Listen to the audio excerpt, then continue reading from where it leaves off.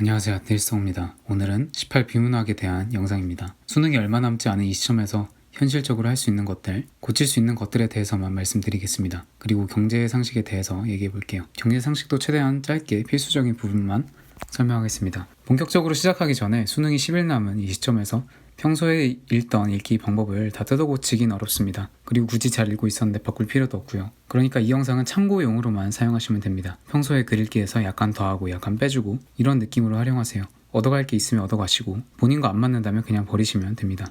잡소리는 여기까지 시작할게요.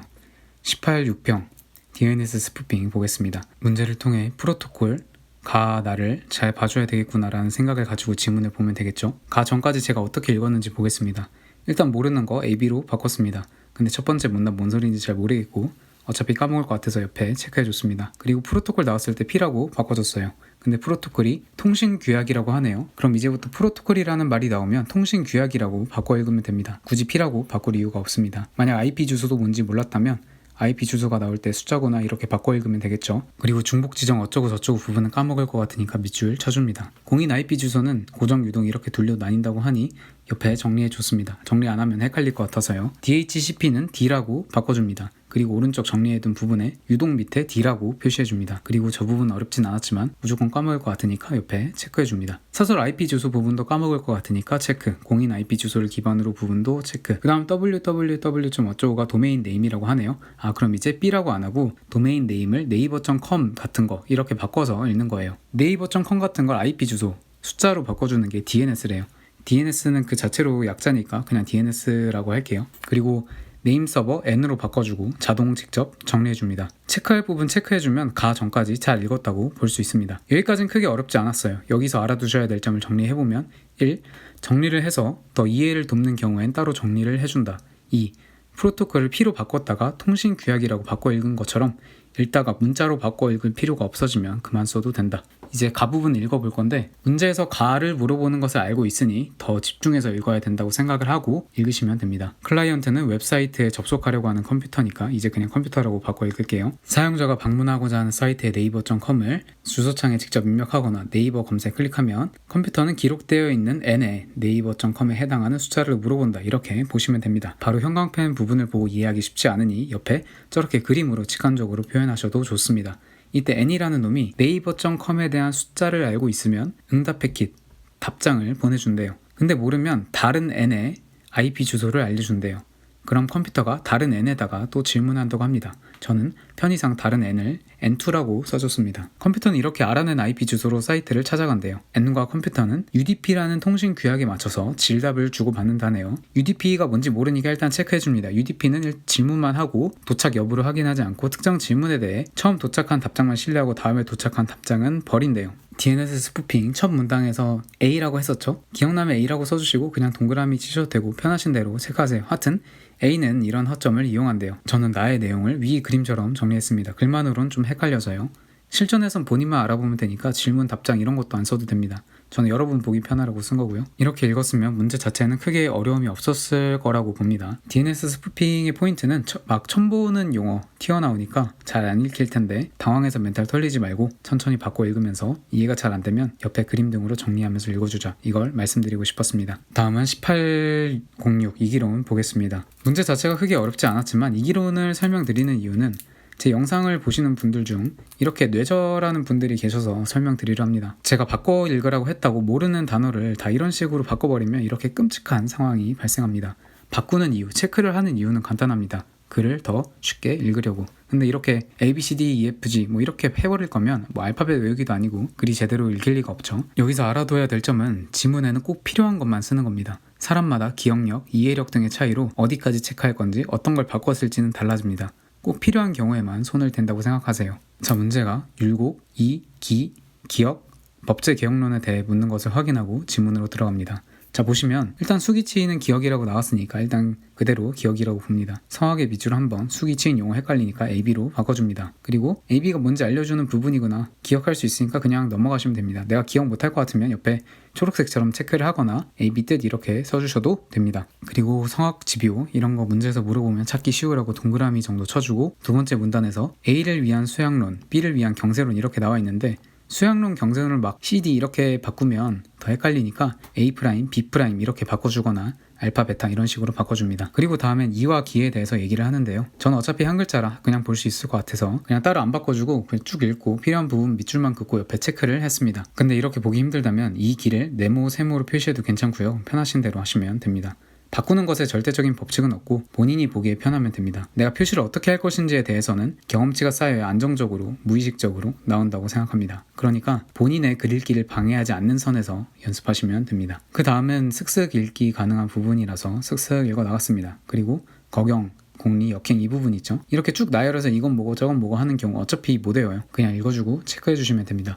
이런 부분에서 시간이 끌리면 안 돼요. 그리고 법제 개혁론 문제 나오는 거 아니까 네모로 표시해줬습니다. 알파벳으로 바꾸지 않은 이유는 이름 자체가 직관적이기 때문입니다.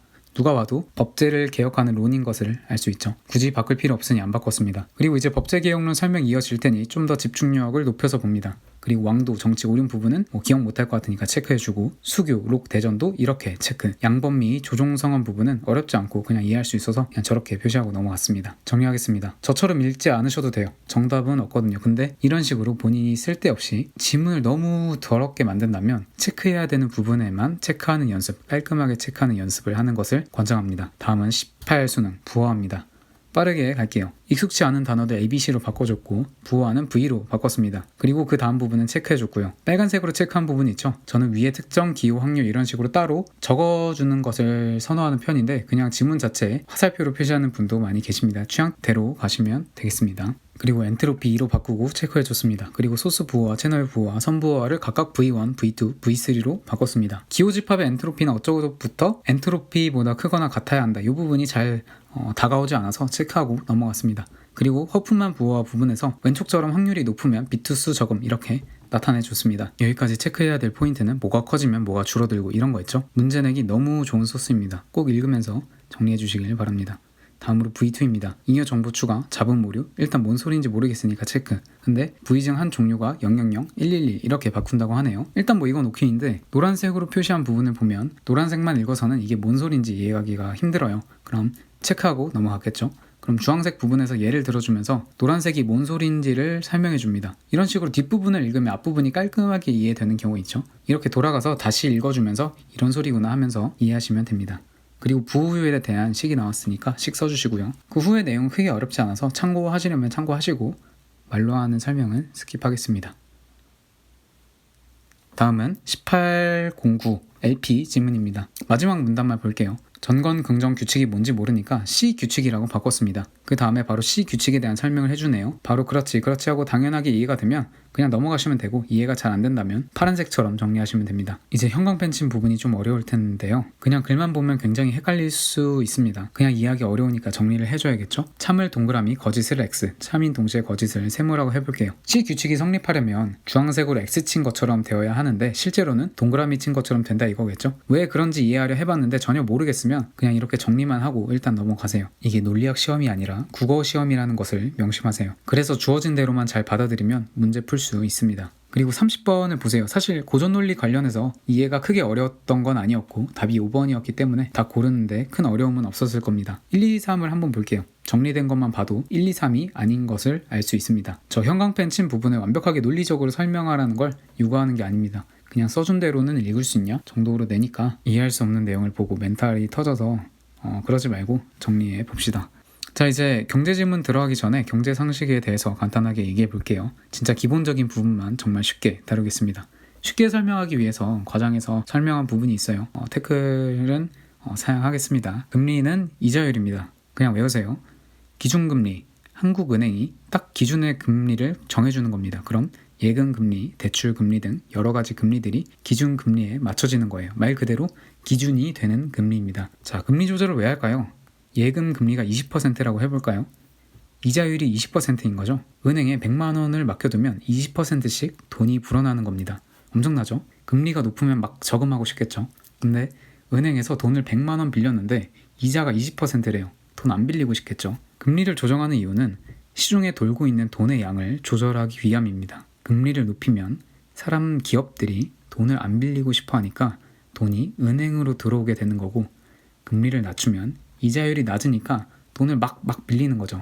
과장해서 얘기하자면 10억 빌리는데 1년에 이자 100원이면 안 빌릴 사람이 있을까요? 자, 이번엔 통화입니다. 통화에서 통은 통하다라는 뜻이고 화는 화폐할 때의 화예요. 그러니까 화폐로 통한다. 그냥 돈이라고 보시면 됩니다. 통화량은 돈의 양, 시중에 돌아다니는 돈의 양이라고 보시면 되겠습니다.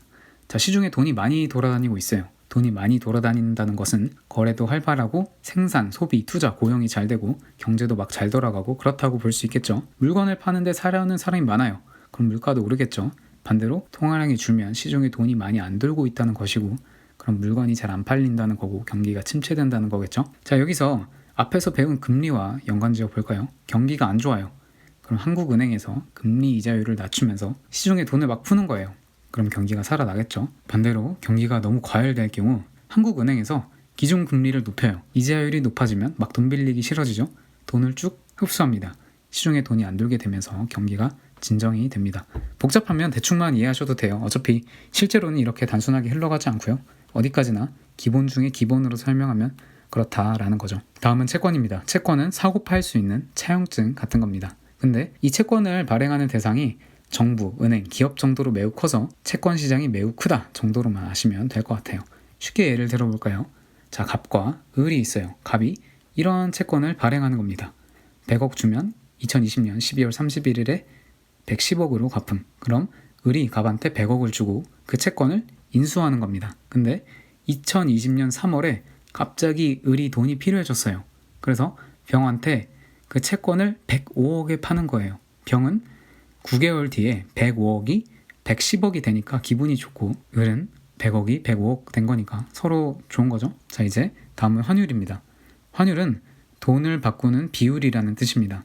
환율은 돈의 값어치를 보여줍니다. 자, 원래 1달러를 1,000원에 바꿨다고 해볼게요. 근데 달러의 값어치가 더 높아졌어요. 그럼 이제 1,000원으로는 1달러로 안 바꿔주는 거예요.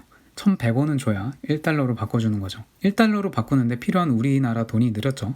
이걸 환율이 올랐다고 합니다. 근데 우리나라 원의 가치가 막 올랐어요. 그럼 다시 1,000원에 1달러를 바꿀 수 있는 거죠. 다시 돌아와서 우리나라 돈의 가치는 그대로인데 달러의 가치가 엄청 떨어졌어요. 그럼 800원만 줘도 1달러를 얻을 수 있겠죠. 이 경우 환율이 1,000원에서 떨어졌다고 볼 수 있겠네요. 우리나라의 힘이 커지면 우리나라 돈의 가치도 오르게 되겠죠. 그럼 1달러를 900원으로 바꿀 수 있는 것이고 우리나라의 힘이 떨어지면 1달러를 1,200원 줘야 얻을 수 있는 겁니다. 반대로 우리나라는 변화가 없는데 미국의 힘이 세지면 미국 돈의 힘이 커지는 거고 1달러의 힘이 더 세지는 겁니다. 그럼 더 많은 돈을 줘야 바꿔올 수 있겠죠. 물론 실제로는 더 복잡하게 움직입니다. 자, 요 정도가 기본 중 기본이고요. 요것들 몰라도 풀 수는 있지만 알면 좀 더 수월하게 경제 지문을 읽을 수 있습니다. 이제 18수능 오버슈팅을 보겠습니다. 이 지문을 어렵다고 느꼈다면 이 파란색 부분 때문일 거예요. 경제 지문에서 꼭 해줘야 되는 것이 무엇이냐? 저기 파란색 보시면 국내 통화량이 증가해서 유지되면 실질 통화량이 증가, 그럼 시장 금리 하락, 증감에 대해서 서술이 되고 있다면 꼭 정리를 해주세요. 지문에 화살표 표시를 하셔도 괜찮고 따로 밑에 정리하셔도 괜찮습니다. 전 아까도 말씀드렸듯 따로 여백에 정리하는 편입니다. 나머지는 다른 지문에서 한 내용이랑 겹쳐서 크게 할 말은 없네요. 일단 혼자 분석해보세요. 18 비문학은 여기까지고요. 혼자서도 분석해보고 질문 있으면 자세하게 댓글 남겨주시면 자세한 답 드릴게요.